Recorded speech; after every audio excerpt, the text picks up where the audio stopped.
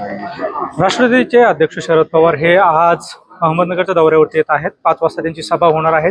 आपल्यासोबत बोलण्यासाठी निलेश लंके आहेत आज आपल्या प्रचारार्थ आणि स्वाभिमान जनसंवाद यात्रेच्या समारोपासाठी शरद पवार साहेब येतात। काय भावना?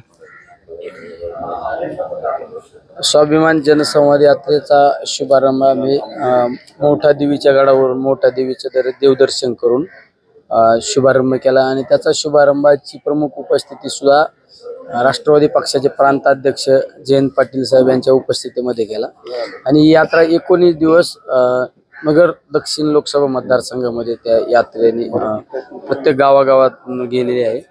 आज समारोप सुद्धा विशाल गणपतीचं दर्शन करून या यात्रेचा समारोप आदरणीय देशाचे नेते पवार साहेब, युवकांचे युवा हृदय सम्राट म्हणून ज्यांच्याकडे पाहतो आपण आदित्य ठाकरे साहेब आणि काँग्रेसचे आमचे मार्गदर्शक आणि ज्येष्ठ नेते बाळासाहेब थोरात साहेब यांच्या प्रमुख उपस्थितीमध्ये याचा समारोप होणार आहे। गांधी मैदानातच सभा घेण्याचं कारण काय नेमकं? गांधी मैदानात मला एक राजकारणाची लहानपणापासून आवड असल्यामुळे मी कॉलेज जीवनात असताना सुद्धा अनेक सभा मी गांधी मैदानात पाहिल्या। विशेष करून मी एक अनिल भैयांच्या त्यांच्या निवडणुकीत मी एक फार पॉम्पलेट वाटण्यापासूनची एक कार्यकर्त्याची भूमिका करायचो। त्यावेळेस भैयांच्या बऱ्याच सभा मी गांधी मैदानात पाहिल्या आणि त्या गांधी मैदानातली सभा म्हणजे एक परिवर्तनाची सभा पाहायला मिळाली। म्हणजे आदरणीय कैलासवासी बाळासाहेब ठाकरे साहेबांची सभा आपण पाहिली, उद्धव साहेबांच्या सभा पाहिल्या, मोठमोठ्या सभा